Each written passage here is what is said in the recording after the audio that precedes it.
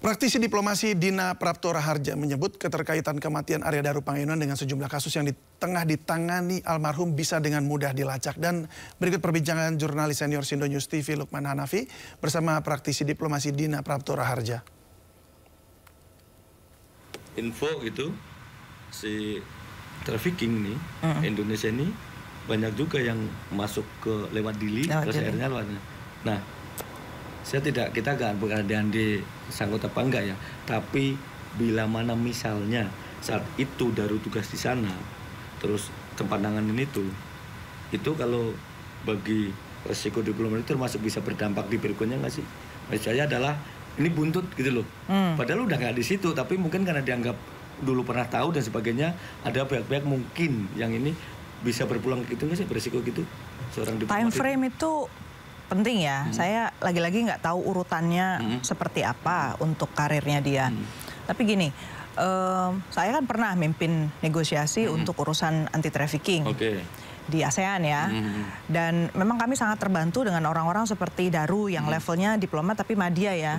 Yang dulu saya punya tim sendiri tuh yang kerjaannya mengumpulkan informasi, kemudian membantu saya menyusun kegiatan gitu kan.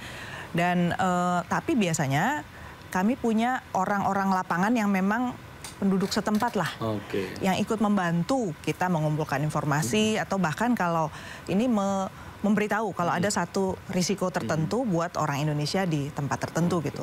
Jadi kami biasanya sangat menjaga relasi dengan orang-orang tersebut. Jadi sekali lagi kalau mau melacak sebenarnya gampang aja gitu. Kan bisa lingkar orang itu masih ada. Kalau saya punya grupnya untuk nangani trafficking gitu kan. Dan lingkar itu nggak banyak kok orang yang ngurusin kayak gitu. Artinya bisa ditanya gitu loh, apa memang masih terkait hubungannya. Jadi sekali lagi kalau mau investigasi dengan tuntas, itu ya dilacak semuanya lah, gitu ada kaitannya atau tidak.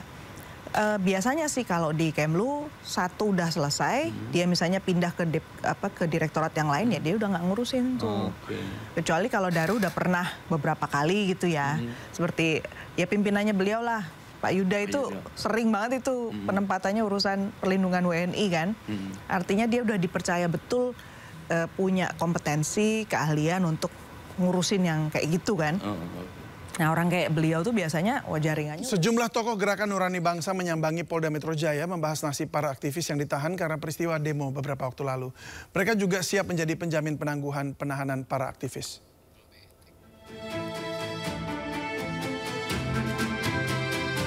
Para tokoh yang tergabung dalam Gerakan Nurani Bangsa atau GNB mendatangi Polda Metro Jaya Selasa pagi.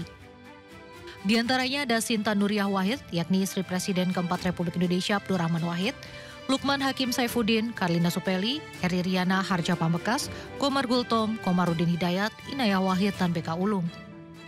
Kedatangan para tokoh GNB berkaitan dengan kasus dugaan provokasi demo yang menjerat beberapa aktivis yang ditahan seperti Del Pedro Marhen, Muzaffar Salim, dan Syahdan Hussein. Sinta Nuriyah menyampaikan keprihatinannya atas penahanan sejumlah aktivis tersebut. Menurutnya penahanan aktivis yang menjadi tersangka penghasutan adalah kesalahpahaman. Bahkan Sinta beserta tokoh GNB yang hadir siap menjadi penjamin penangguhan penahanan Del Pedro dan kawan-kawan. Mereka adalah anak-anak bangsa yang akan meneruskan perjuangan bangsa ini. Mereka ingin mewujudkan bahwa negara Indonesia adalah negara yang berdaulat, bebas bersuara, bebas berpendapat.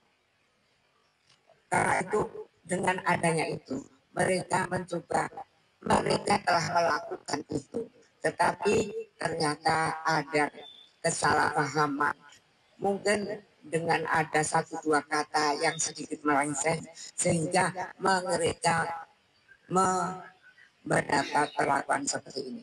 Inilah tujuan kita Gerakan Nurani Bangsa datang kemari untuk meluruskan semuanya itu dan membaik-baikkan semuanya itu. GNB juga secara resmi menyurati Kapolri Jenderal Listio Sigit Prabowo berisi permintaan penangguhan penahanan sejumlah aktivis yang ditahan di Polda Metro Jaya. Pemerhati telematika Roy Suryo mendatangi gedung Kementerian Pendidikan Dasar dan Menengah atau Kemendikdasmen terkait dugaan ijazah Wakil Presiden Gibran Rakabuming Raka yang setara SMA. Roy Suryo datang untuk bertemu dengan Mendikdasmen Abdul Mukti untuk menanyakan keabsahan surat penyetaraan ijazah Gibran. Roy Suryo juga turut membawa bukti riwayat pendidikan Wapres Gibran yang dianggap janggal. Sayangnya, Mendikdasmen Abdul Mukti belum bisa menemui Roy Suryo dalam kesempatan hari ini.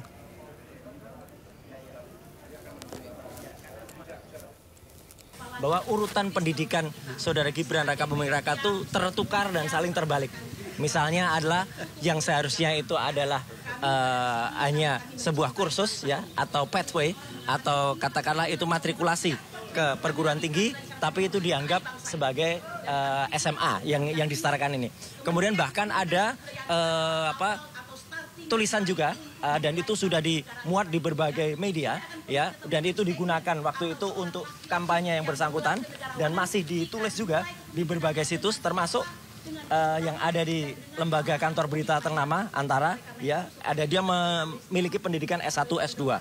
Bahkan sampai hari ini, sampai saat ini kita ngobrol, Gibran Raka Buming itu di Sekretariat Negara itu masih tercantum terbalik. Ya, jadi artinya dia di Orchard Park Secondary School terus ke MDIS dulu, ke S1-nya dulu katanya, baru kemudian ke UTS, ke Australia. Ini terbalik. Lah kalau urutan pendidikannya saja terbalik-balik begini, kemudian dianalisis itu tidak benar, nah maka apa yang dilakukan oleh dia itu tidak sah. Maka atas dasar niat baik kami datang secara baik-baik ke kantor Kementerian Pendidikan Dasar dan Menengah ini.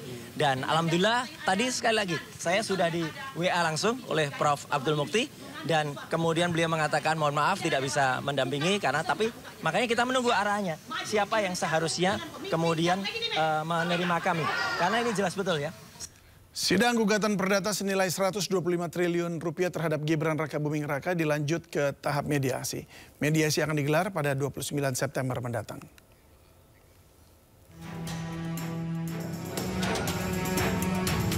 Sunoto ditunjuk oleh penggugat dan tergugat sebagai hakim mediator untuk memandu mediasi antara Subhan Palal dengan kuasa hukum Gibran Raka Buming Raka.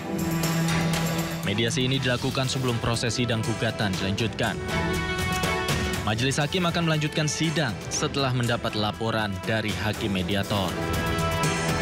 Sementara itu, kuasa hukum Gibran akan bertanya kepada Gibran apakah bersedia hadir pada proses mediasi yang akan digelar pada 29 September mendatang.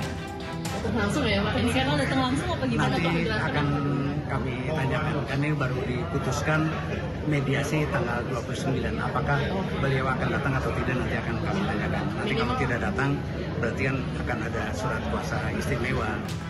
Gugatan perkara perdata ini diajukan oleh Subhan Palal yang mempersoalkan syarat ijazah Gibran saat mencalonkan diri sebagai calon wakil presiden. Menurutnya, ijazah Gibran dari luar negeri tidak memenuhi persyaratan sebagai cawapres. Subhan pun menggugat Gibran senilai 125 triliun rupiah. Dari Jakarta, tim Liputan iNews melaporkan.